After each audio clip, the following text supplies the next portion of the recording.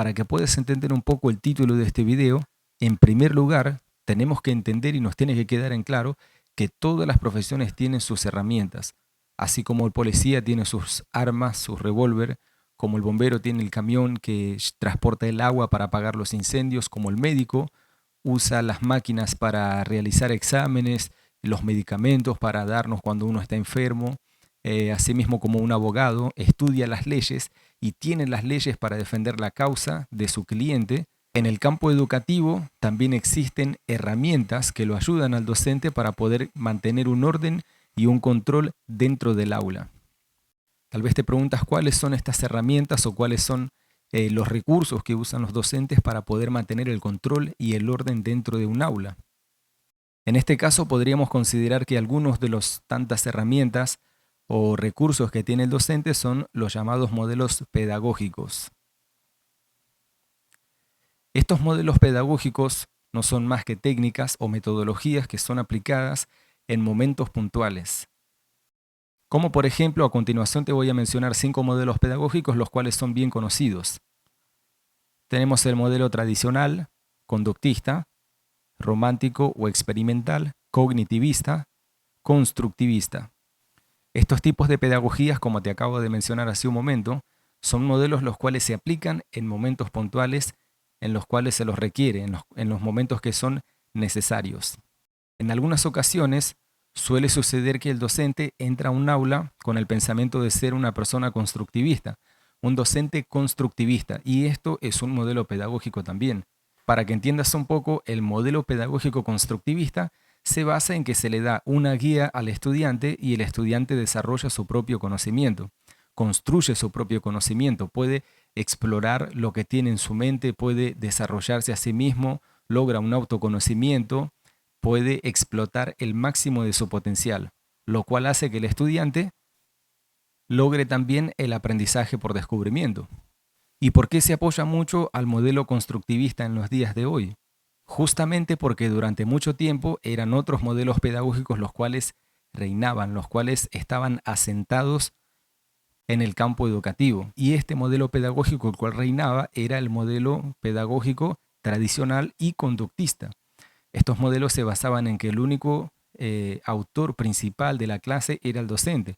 Lo que el docente decía era ley y el estudiante que no hacía exactamente lo que el docente le enseñaba tenía 0. Porque en esa ocasión el único que tenía la razón era el docente. Si el docente le enseñaba a realizar un cálculo matemático de una cierta manera al estudiante, pero el estudiante lograba realizar ese tipo de cálculo de otra manera mucho más sencilla, logrando el mismo resultado, eso estaba mal, porque el docente quería que el estudiante haga lo que el docente le decía.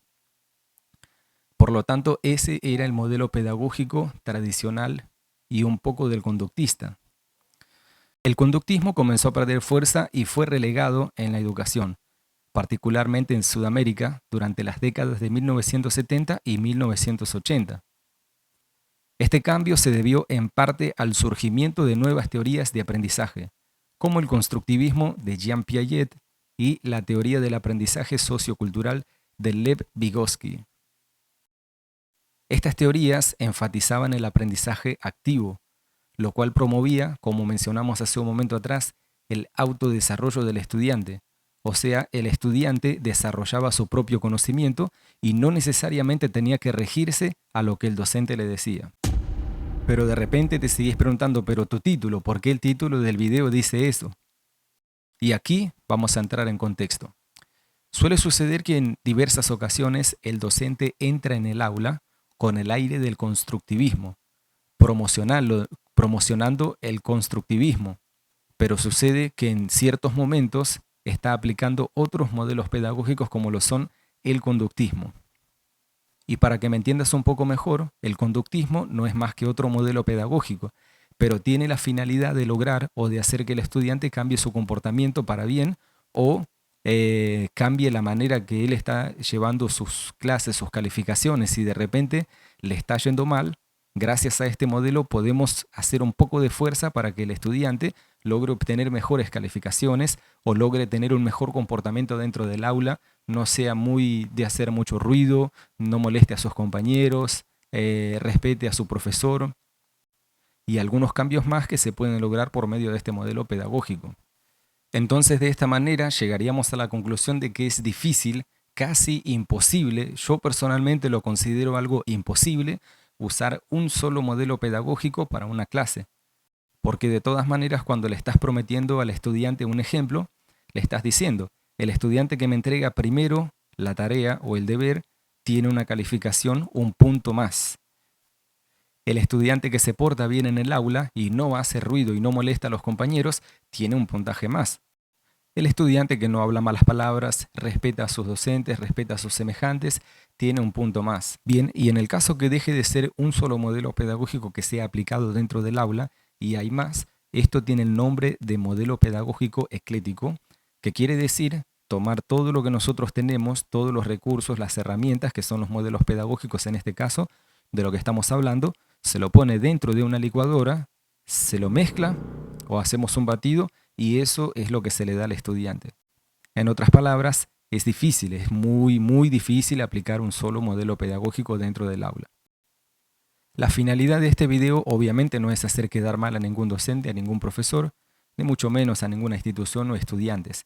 Es simplemente promover lo que es un modelo pedagógico y de repente entender que no siempre vamos a usar uno solo, sino que en algunos casos se van a usar diversos modelos pedagógicos para poder solucionar ciertos problemas dentro del aula.